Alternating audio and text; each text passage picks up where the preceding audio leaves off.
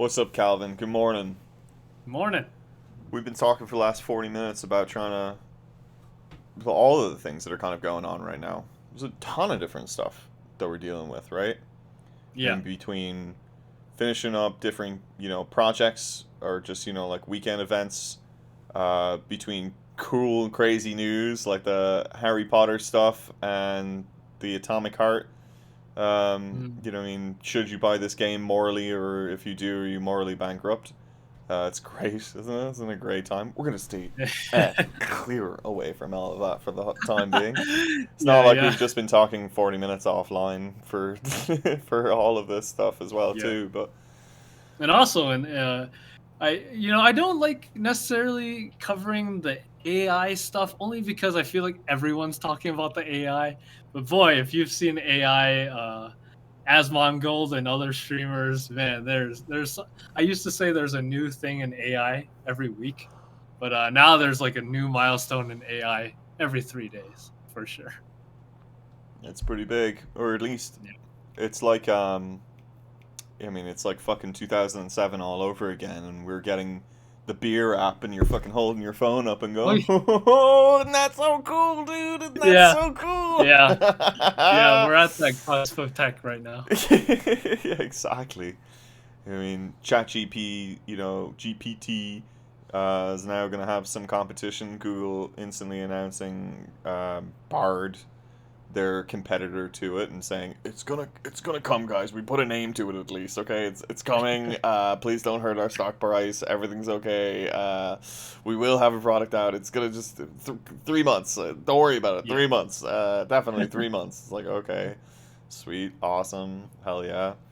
But I yeah, mean, the AI topics they're a little further out for game dev right now, other than content stuff. So, we'll talk about it once it gets closer. But I just figured for this time around, we'll just talk about Steam Fest, which Steam Fest is a new one just started a couple days ago.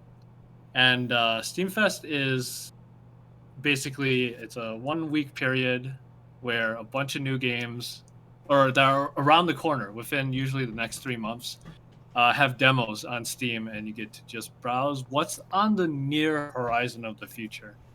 yeah. And And you're I'd gonna rather hear you're gonna hear me interlaced with discoverability in video games fucking sucks right now. It yeah, fucking sucks. It is yeah, impossible for people to find your products, find your things. There are so many games within the Steam Next Fest that and the things that are rising to the surface are the things that are getting featured based off of a single list that has hidden topics all in between, between them. It's like trying to go to page 2 on Google. You just don't fucking do it, right? You just don't you're, do it. So if you're not on you're page 1, you're fucked. You're you're totally fucked. desperate. Yeah. You're desperate if you click that button. You just can't find what you're looking for. So Yeah, we need to solve this problem across every single platform. But we're gonna we'll interlace the two together. Uh, yeah. I think I forget who asked me. I think maybe it was you. You asked me, or somebody asked me what games I'm looking forward to in 2023, and I had no idea. So I just said Diablo 4 and stuff. And honestly, Steam Fest is how I actually see what upcoming indie games there are. I usually don't watch YouTube curators that much. That's how a lot of people do it. Or actually, I would guess that's kind of how the majority of people do it how nowadays. people sift through the content for you or get paid Yeah, to, you know, influence you and tell you what you should be playing, right? exactly. You likely are being influenced, and these are people probably who are paid to play a game. So yeah, the question is how do you find out about upcoming indie games? Big games, we all know. I mean, every news article and Reddit will cover it, but indie games are a lot tougher.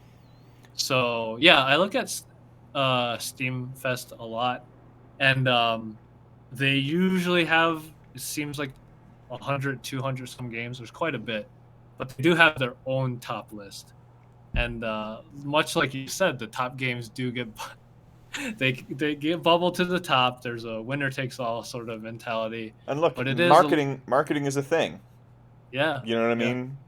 Putting out a product and making it polished does not mean that it shouldn't necessarily cream rise to the top, right? You know what I mean? But at the same time, I think we see this like as a mobile dev, right?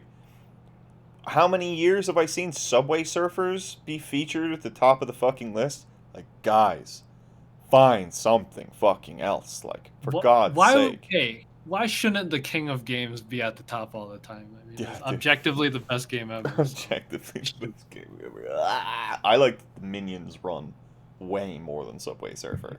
that is a Minions whole. Minions Run was fucking legit. That shit was so fun. Listen, we're gonna have a whole episode dedicated to that versus that game. It's the Battle of Titans.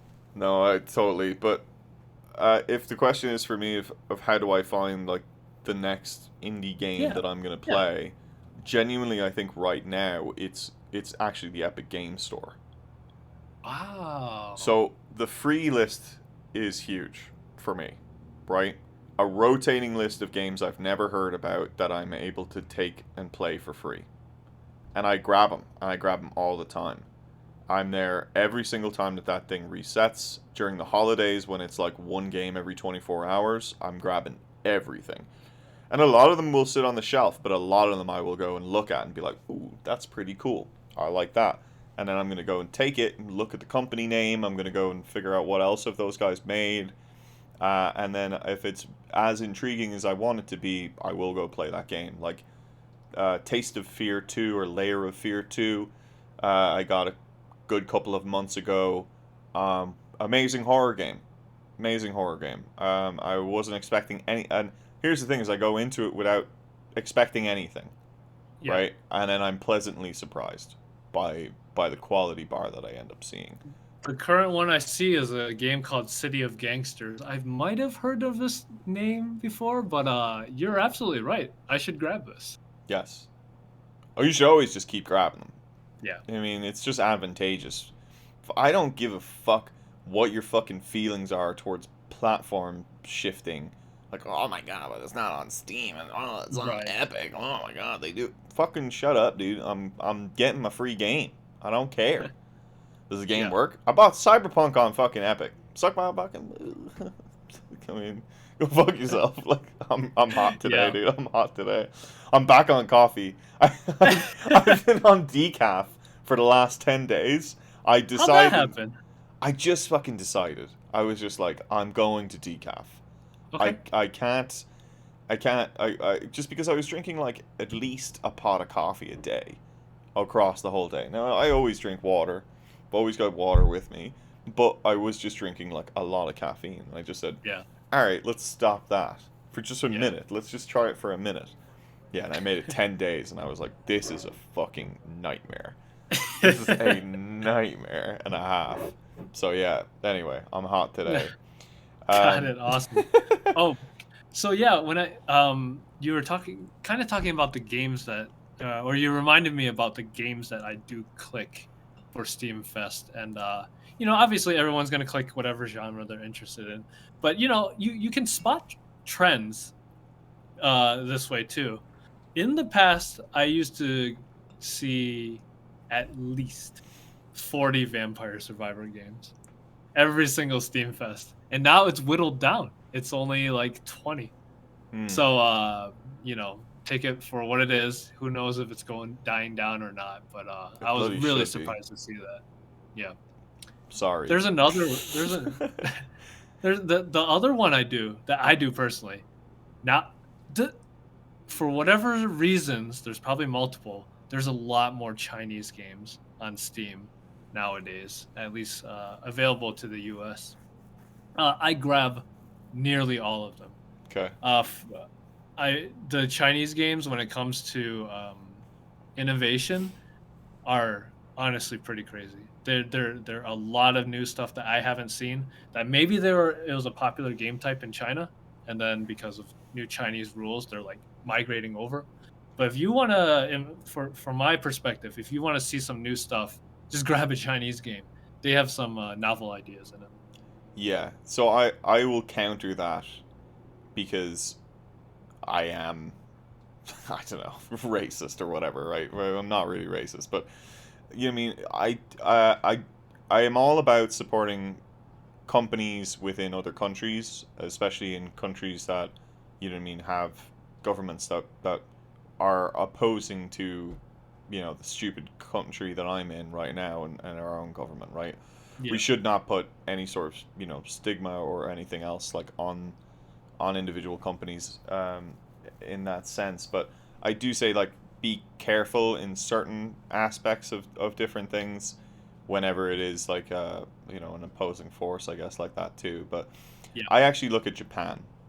Japan to me is the place, and Korea is the place where They do. the Western style is going to shine through more than you will see from China in that sense. Uh, what I mean by there is like, I think that the tropes and the humor cross over a little bit more, and in the mobile market at least, you can look straight up like a year ahead, and just by looking at what's top on the mobile market in Japan right now. Like, play, you can go, if you want to, you can make an Apple account. You can go and set your destination to be in Okinawa. You can go and, you know, make your Japanese Google email, and do that, and then register your account, and just dip straight into that. Literally, if you just log in on your phone, it'll put you in that market. So having that, you know, handy and ready, just so that you can go in and download those things. And the best part is, you can log out of that App Store account. The games don't go away, and you can still play them. So as long as you can kind of sideload your stuff in there a little bit more, you can sit down and kind of play those games, and really get a good sense of what's coming, what is, you know, where's the West going to take influence from. I think we have a like a position of like refinement, right, where everything is like, how do we take this and refine it down and make something better out of that, whereas I think that there's a bigger breadth across the market, or at least different perspectives give different ideas, right? Yeah. I think you're absolutely right. If you are looking for the absolute like next trends, you can grab something that is novel from the Korean or Japanese market, and Yeah. it's probably maybe coming up.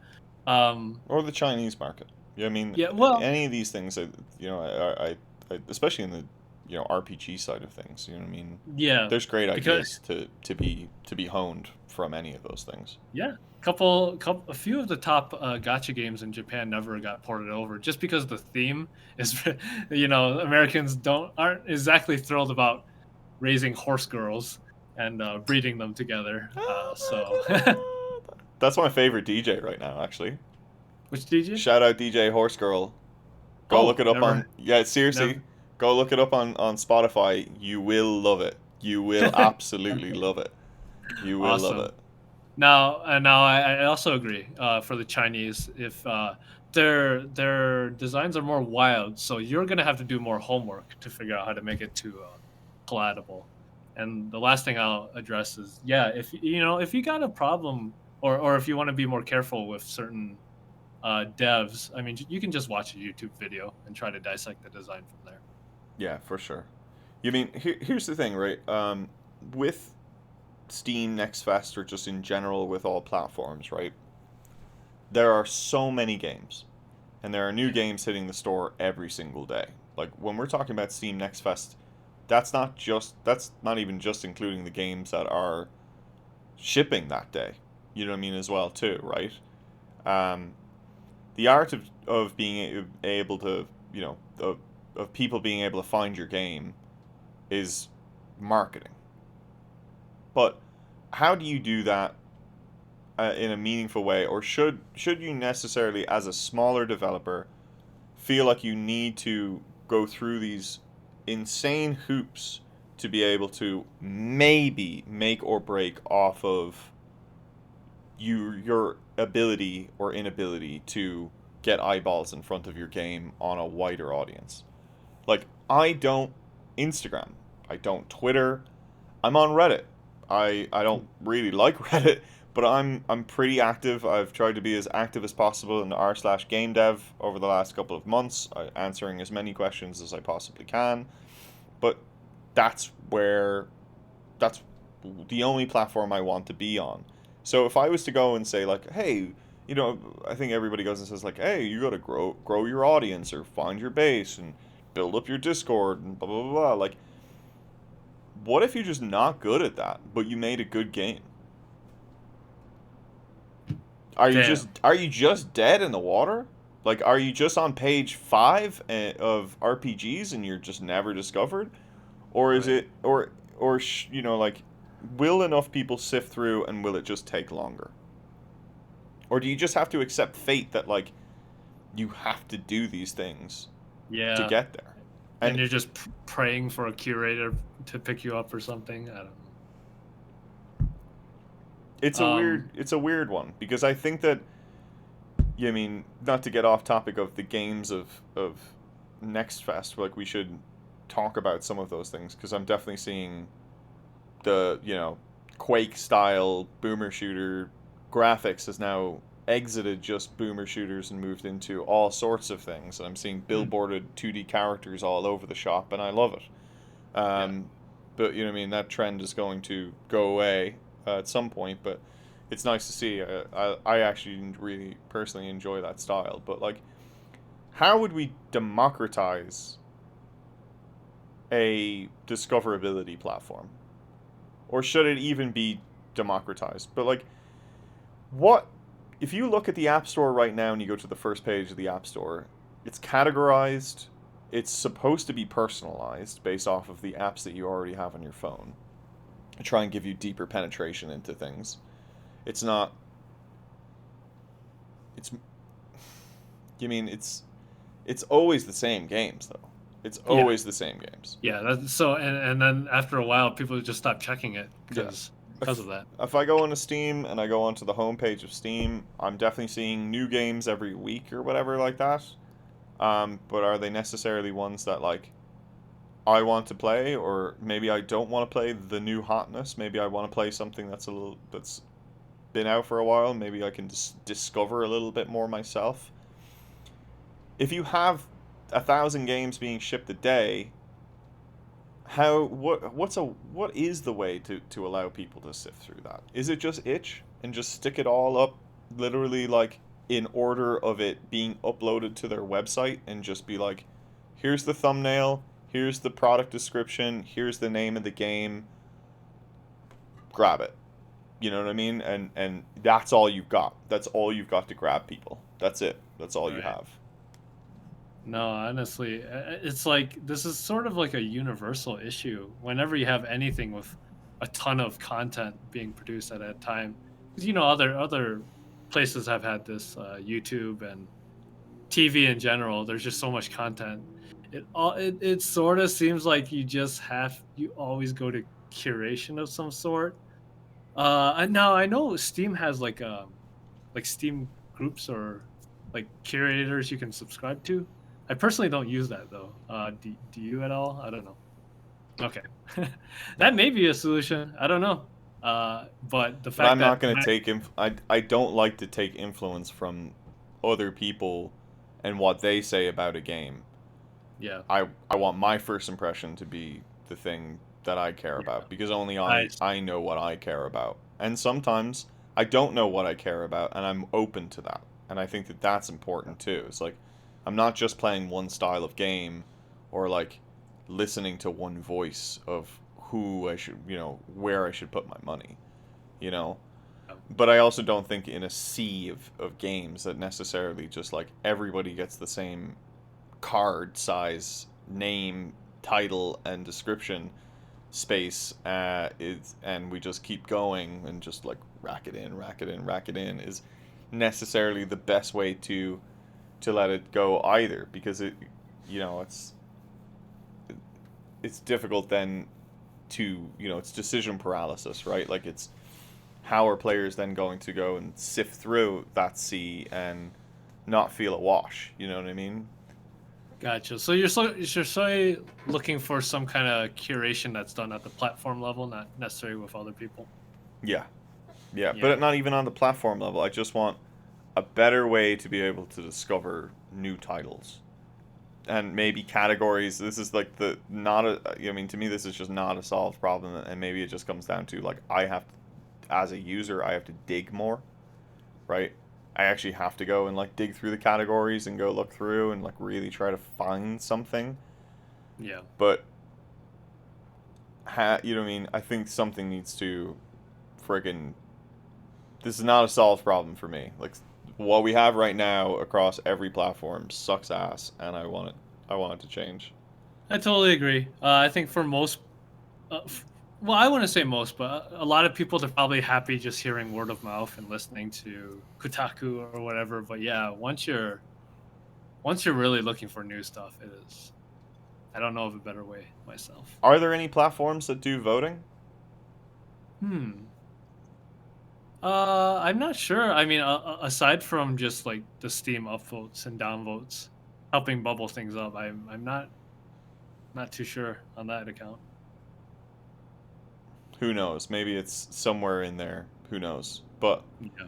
has there been any games that you've looked at that you've seen that you're like, this is the one? This is gonna be cool.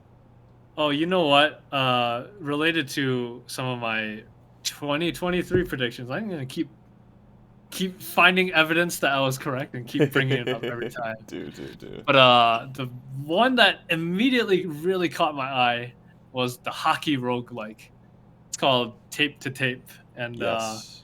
and like I have seen within like the past month, I've seen like 5 new genres get this card roguelike style. So uh, even if we're not gonna see more Vampire Survivor games, I think we're gonna see plenty of roguelike 3 card stuff still pop up. You can literally take any action genre and turn it into this format without any problems. So that was the one that jumped out to me because let's say with a hockey game, I would never buy a normal hockey game. Yeah.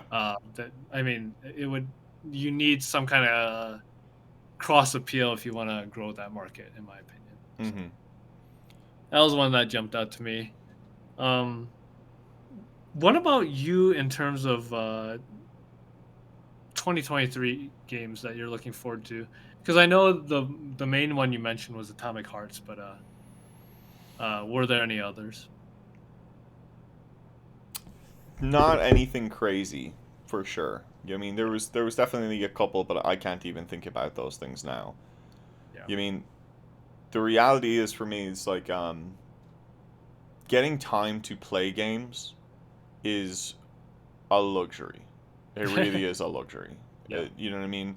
I get to play. I say this, but I put 60 hours into Cyberpunk. I finished it. I've done everything. I don't want to touch the game again until the next expansion comes out. I've no want or need to play the game at all. But loved it up until the point where I finished the game, finished the main story quest, and then after that it was just a fucking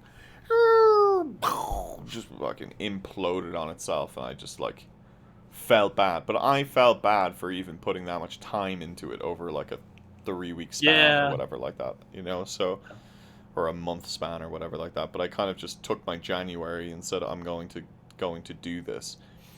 Um, I want to play a lot more smaller games. That's what Yeah. I want to be playing. I do want to just play smaller single player, good, good, interesting stuff. I'm more looking forward to finishing the games that my girlfriend and I have been playing as like two-player co-op games. We haven't touched the PlayStation in a hot minute, Right. which sucks because that thing was $600. But um, I mean, tax write-off, baby. Like like whatever. But there's a difference to me between like making games and playing games. I Yeah. think you can play games for influence, but you don't need to play games to make games. Um, in my personal opinion. I I don't think that agree. you need to necessarily do that. And having great, lexicon of like depth of knowledge of different titles and like where they went right, where they went wrong, feature sets that they have implemented is really important actually in mobile. And making sure that you're playing a lot of those games when you're in that industry is extremely important because we're banking everything off of success, and we need to be basing a lot of our things in, some semblance of success, or something on paper that we can tell. You know what I mean? Like, this is going to be entertaining. Like, this is a direction we should go. Or you have such big budget that you're like, well, we'll just prototype everything until we hit. Yeah. But allowing yourself the freedom to, I think, try different things is important, but you don't necessarily need to like finish them or anything else like that yourself. I don't think. I don't think you Yeah. need to be doing. We need to be like 100%ing titles or even necessarily Yep. playing them to get the sense of a game these days. Yeah. The topic of creativity is one I've been thinking on a lot lately, and it is definitely okay. So especially when it comes to AI, because obviously AI is encroaching into what we thought was our creativity that was unique to humans and that AI would never touch. The start of Go. Chess got destroyed, and they're like, "Oh yeah, Go is impossible to touch because it needs that human element." And then AI ended up destroying us at Go. But one of the facts about creativity is that you cannot create something out of thin air as a human. You always have to think of an idea that you've seen before.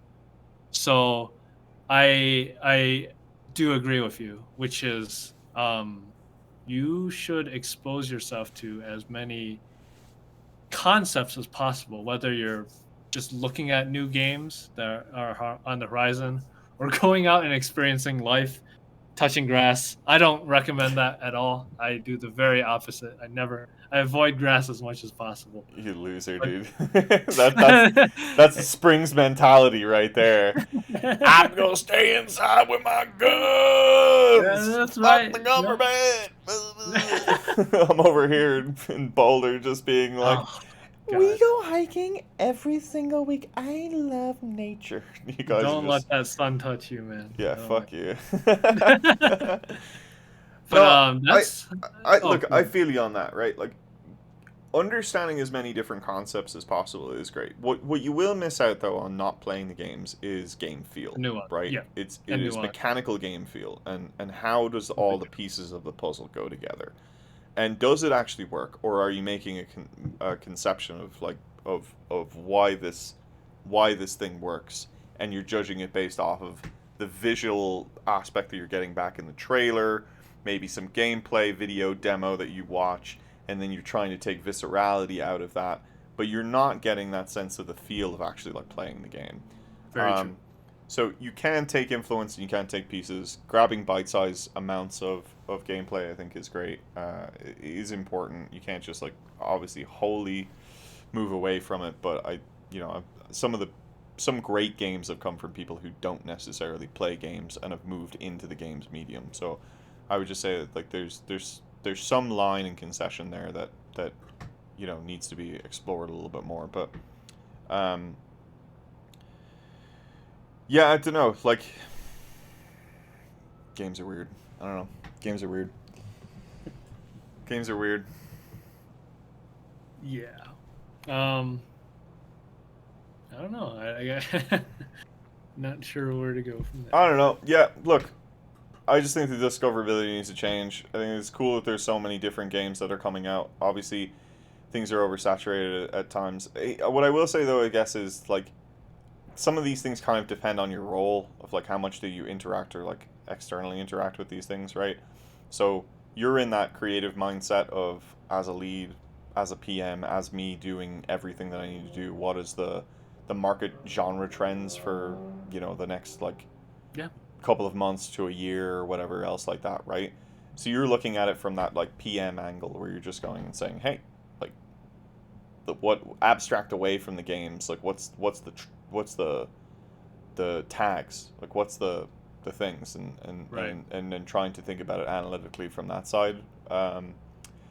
And there's some great, hopefully there'll be better data, I mean, that kind of comes from these stuff, but the PC market doesn't really necessarily get great data on a lot of these things. Steam Spy has its own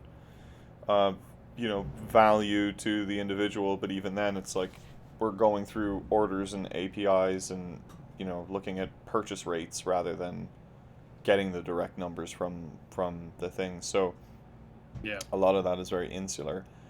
Um, and as For me, platforms split, it becomes harder and harder to be able to get cumulative data on sale numbers, yeah. and that becomes a little bit more of a problem, right?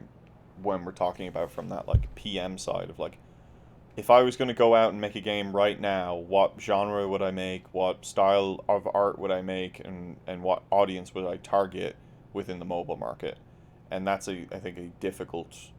It's always been a difficult problem on Steam or on PC versus like on mobile, where it's more of like a controlled ecosystem.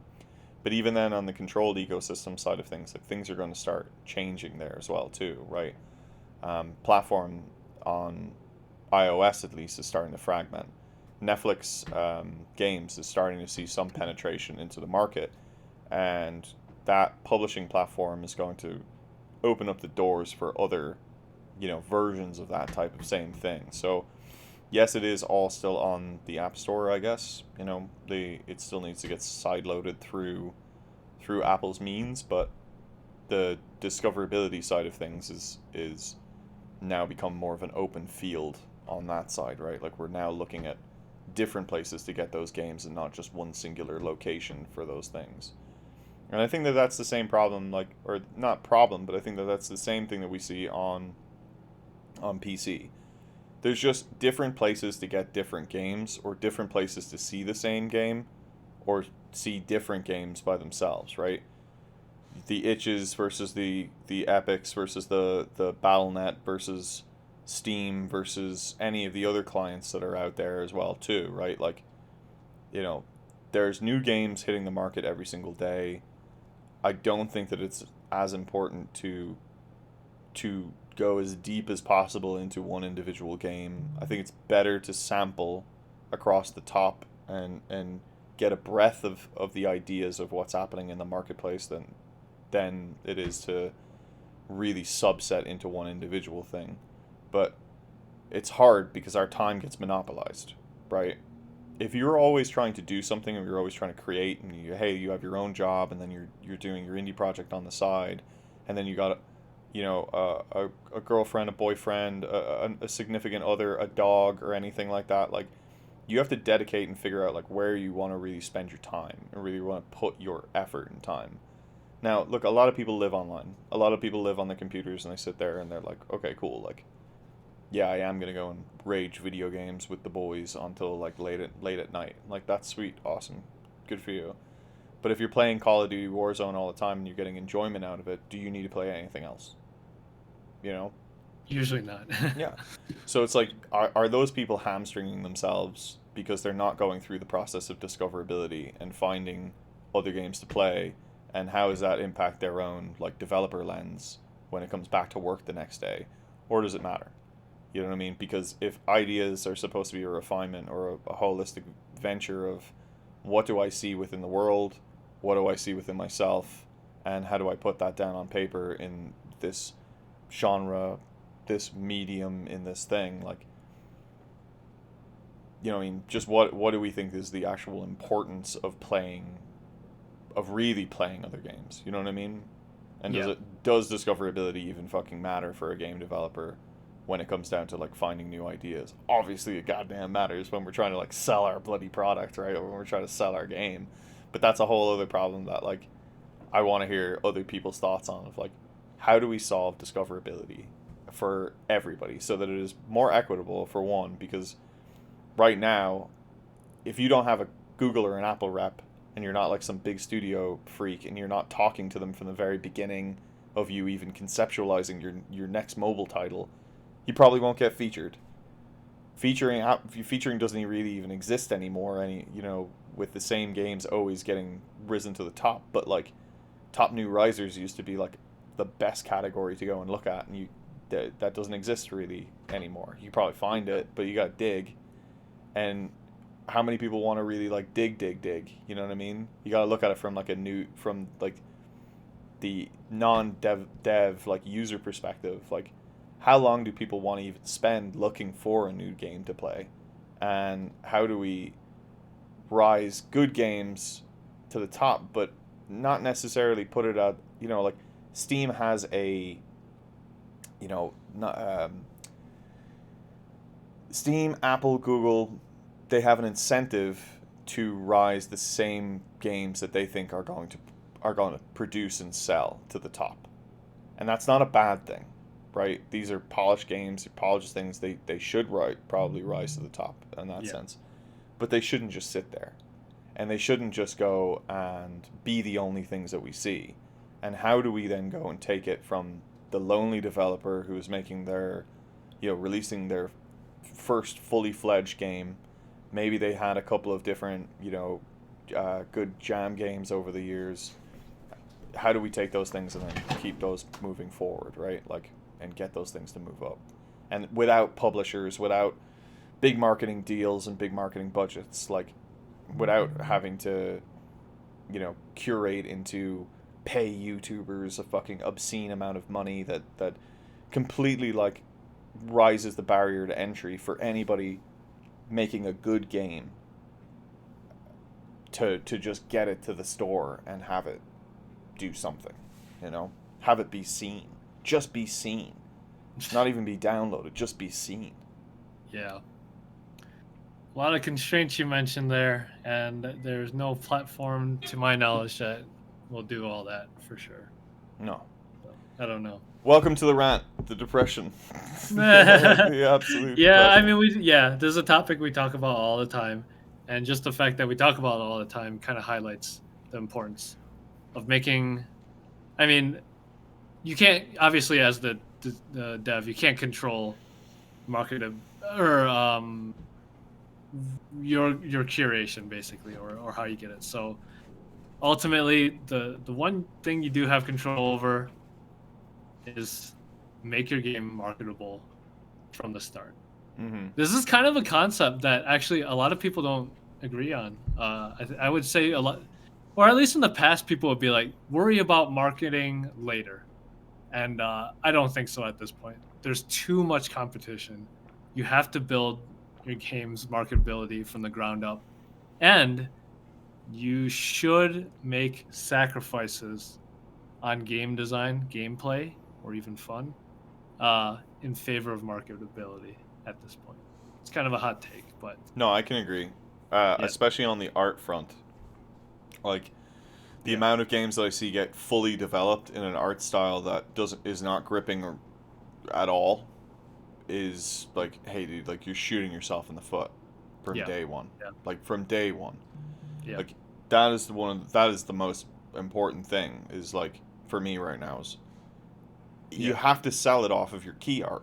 You have to sell the game off of the little thumbnail image, maybe the title of the game, but it's the thumbnail image is what's going to go and get that first zoom over and let's take a look at it. yeah, yeah, And what does that end up looking like?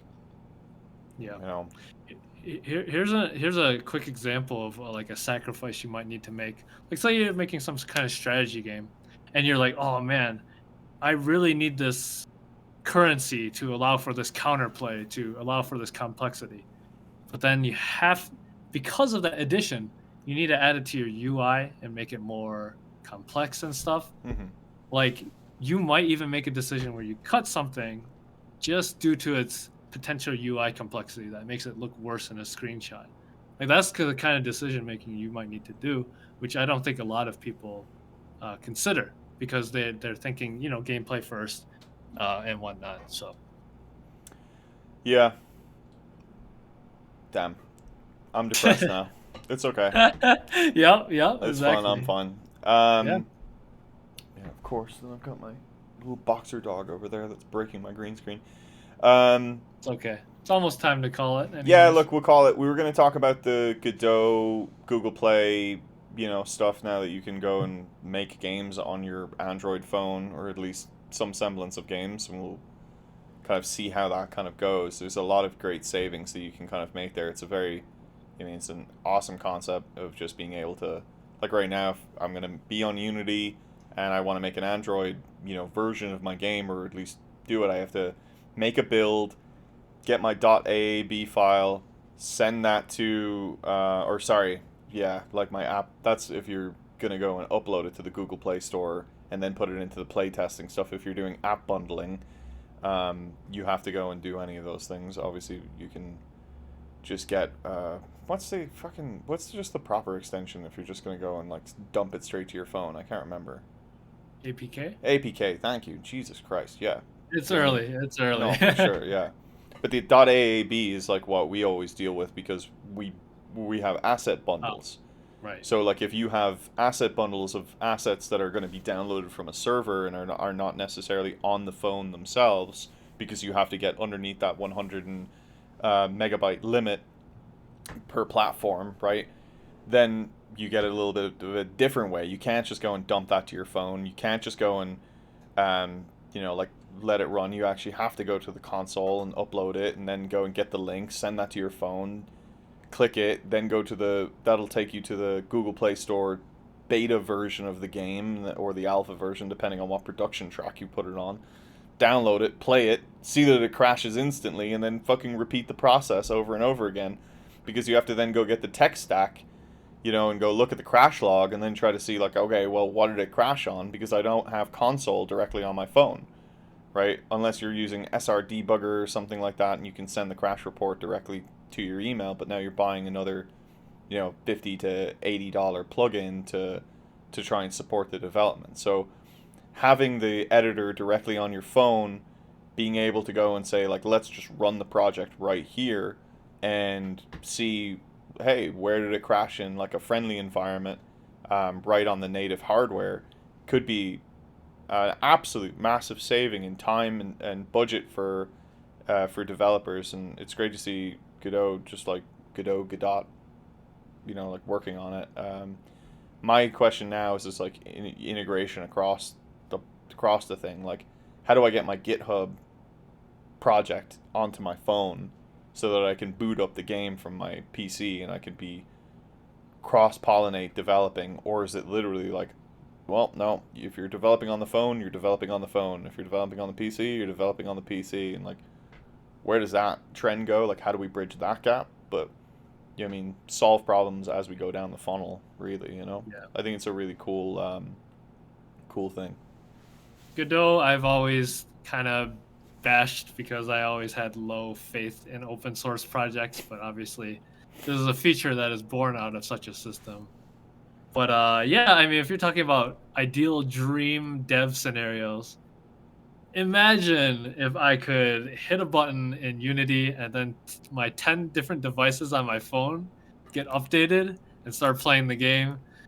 That is my dream, and maybe we'll see that in like 20 years, but until now we're still plugging in each one individually and dropping the APK in the slowest fashion, and it sucks. Oh, I guess there's test flight and stuff, which, Well, yeah, I mean, it's okay. there is also ways that like you can just plug your phone into your computer Yeah, right, and literally when you do hit play, like it's supposed to just yeah, dump the yeah. thing to your phone. But those things can be buggy.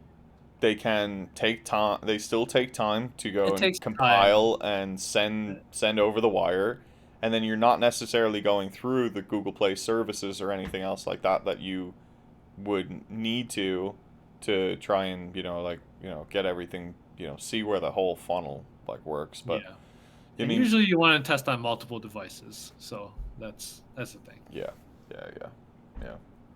Well, look, I think the future's bright as always.